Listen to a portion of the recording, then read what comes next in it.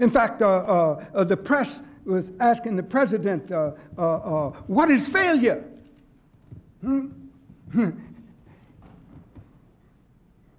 Failure is when you lie to get what you want. How did Martin King say it? Is the man who will lie will kill. And the man that will kill, will steal. And the man who will steal for oil will kill for the oil. Understand what I'm saying? Yes? He said all you have to do is listen to Martin. It comes quick and easy to us all, right? Finally, the end of racism and the end of poverty and the end of war is all tied together.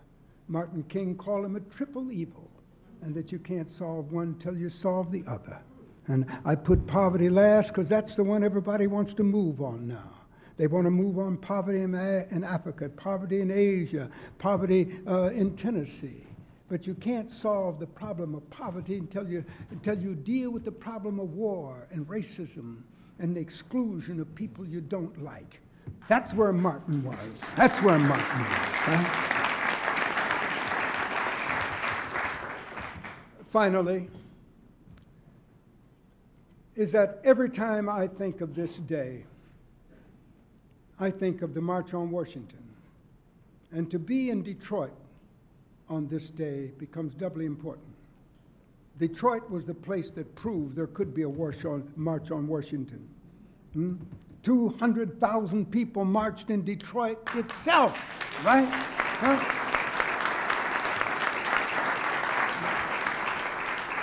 There had never been such a large march for social justice, and it was done in one city. You proved it all to us. A few weeks later, 2 weeks later, I think it was, right? We marched into Washington, and there it was before us. Remember it very clearly. We won it. We won it. We came out of there with the quote I had from Johnson, that we solved the most important thing. We passed the most important legislation. But we went home and we saw Martin murdered. I remember I was in Ghana and I looked down and I was looking for the grave of W.B. Du Bois, right? And who had to leave this country in order to keep his integrity intact. Because they didn't want to hear from any black leader, black genius, black thinker, right? And I left Accra. I came across the ocean to Atlanta, right? And I went to the grave of Martin King, and I stood there looking at the grave of Martin and thinking about that W.B. Du Bois died and Martin was raised. And then they murdered him. And I thought of that many of you don't know, but it's a sort of the mourning song, M-O-U-R-N-I-N-G, the mourning song of our people. Sweet little Jesus boy, we didn't know who you were. How many years did it take us to realize that we could sing Sweet Little Martin King? We didn't know who you were, but that you came to save us. Can we listen? Can we live?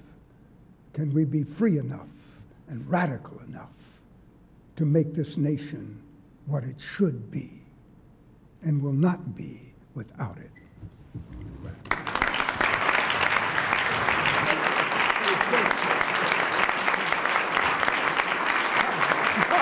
Thank you. Thank you. All right.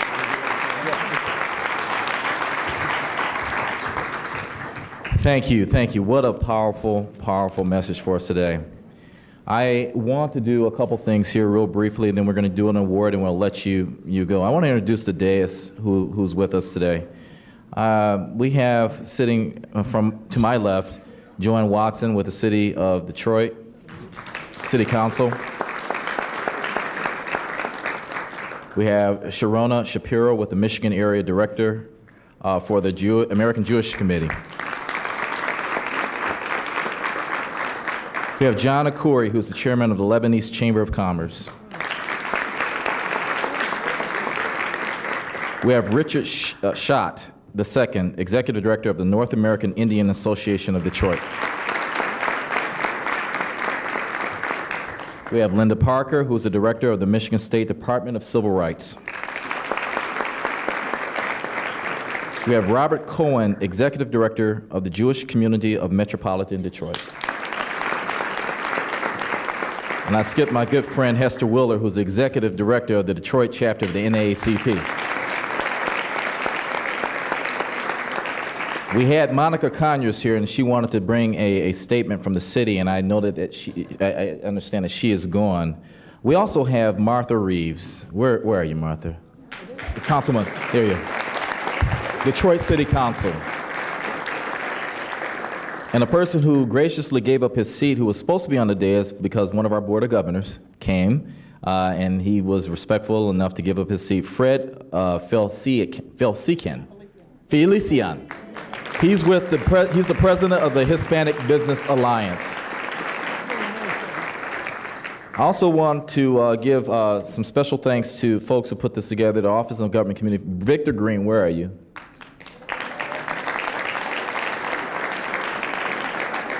He doesn't sleep. He doesn't sleep. He's along with Tony Holt. Those two don't sleep on campus. The special events, marketing, University Television, Media Services, AVI, the volunteers who helped out with this event, the deans who are here, the cabinet members who are here, we want to thank you for making this event an important event for this university. Now I bring President Reed for the award to Dr. Vivian. Again, let me thank you very much for that most powerful message. It's always great to hear the words of someone who was at the movement during that time. I must say I didn't know about your jail time, but I should have known that with the power and the passion with which you speak that you would end up in jail for the right of thing. And he said several times. And I certainly, but I did know that about your background. Governor Drake and I were just talking that both of us were at the march in Washington. We didn't obviously know each other at the time, and I'm sure there are others who were there as well. But your leadership, we continue to expect to inspire us for our lifetime and beyond. Thank you very much. And as a memento of your visit here, we'd like to present you this. Thank you. Thank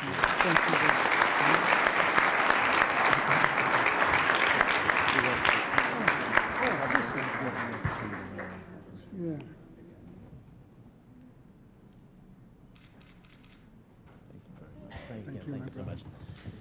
You gonna finish? Yes. Well, that's it. In the form of Russell Simmons, have a good day.